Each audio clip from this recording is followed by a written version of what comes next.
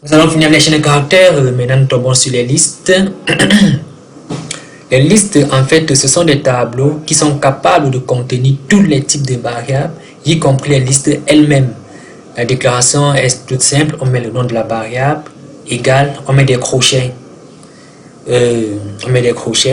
Exemple de liste, nous avons name. Dans name, nous avons mis uniquement des noms, c'est-à-dire Neji, Nathan, Nabi, Isashi, Yashi.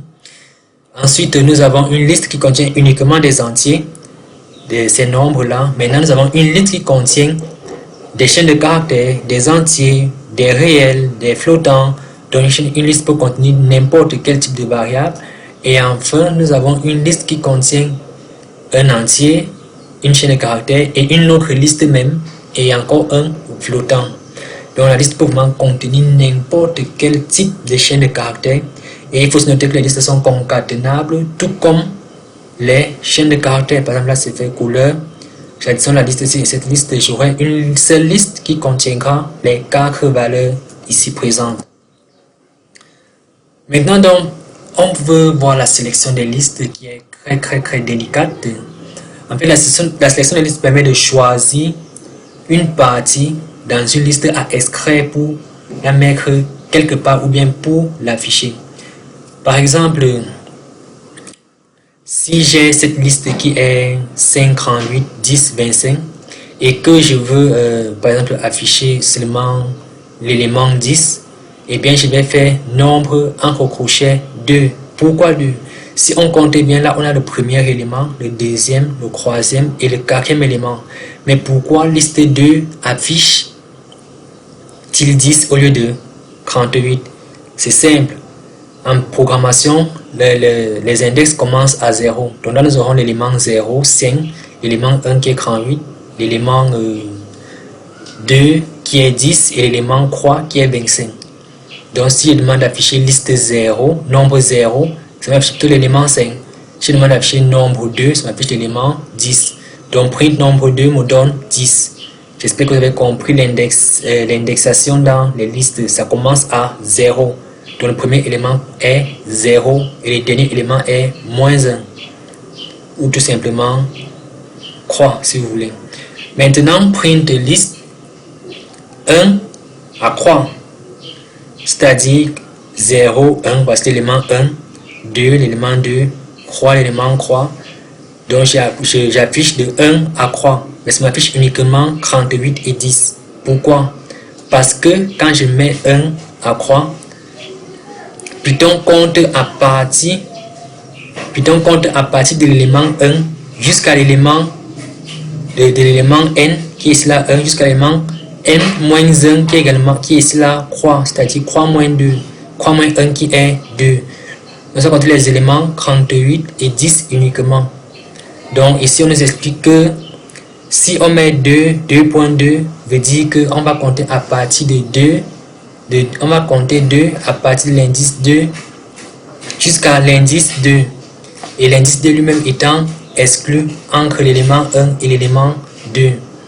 Ce caractère veut dire que l'on inscrit à partir de l'élément 2 jusqu'à la fin. Ceci veut dire qu'on inscrit de l'élément on inscrit tout ce qui se trouve avant l'élément 2. Donc c'est à peu près ça la sélection sur les listes.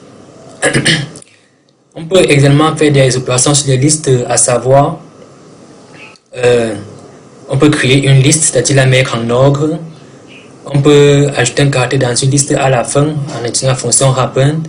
Là, vous voyez, si je mets nombre wrappend 12, vous voyez que j'ai ajouté 12 là à la fin, qui n'est pas ici au départ. On a arrivé à ce qui permet de renverser une liste, c'est-à-dire qu'on aura 12, 112, 38, 25, 17, 10. On a également la fonction remove qui permet d'effacer un élément de la liste. Et nous avons également la fonction del qui permet également d'effacer un élément de la liste, mais plutôt en utilisant l'index de cet élément. C'est-à-dire, si je vais effacer l'élément numéro croix, je vais faire del nombre croix. Là, ça va effacer 0, 1, 2, croix, ça va effacer l'élément 38. Les listes sont également multipliables, c'est-à-dire si je veux créer une liste de 7 nombres, une liste de nombres vides, par exemple plus de 20 nombres vides, je peux juste faire number est égal à 0 fois 7. Là, vous voyez, j'ai une liste de 7 zéros. Et nous avons enfin la fonction list qui permet de transmettre une chaîne de caractères en une liste. Voyons voir comment ça fonctionne. Si par exemple là j'ai nom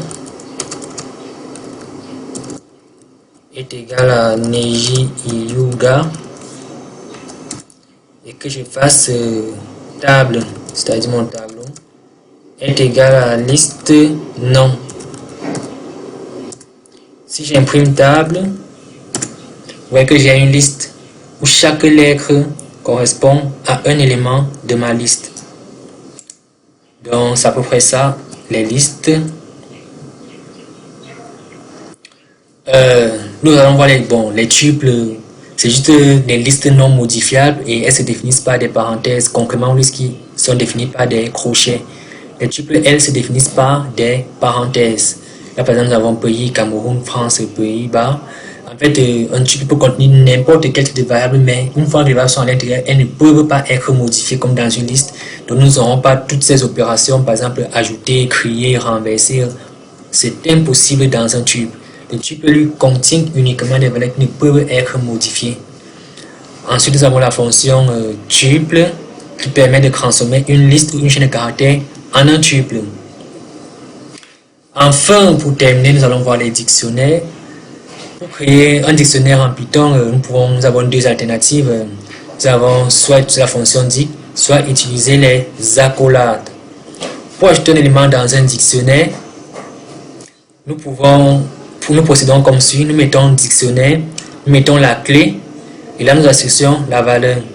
La différence entre les dictionnaires et les listes et les tuples, c'est laquelle? Vous voyez que dans les dictionnaires, on peut utiliser n'importe quel type de données comme clé, comme index, autant pour moi. Là par exemple nous avons car est égal à voiture, house est égal à maison et road est égal à route. Si nous imprimons nos dictionnaires par exemple, nous voyons que là on a une associativité entre les caractères entre eux. Par exemple là j'ai car qui vaut voiture. Sur les listes je peux par exemple 1 égale à voiture, 2 égale à maison, mais dans les dictionnaires je peux associer une chaîne de caractères à une autre chaîne de caractères pour pouvoir faire des équivalences.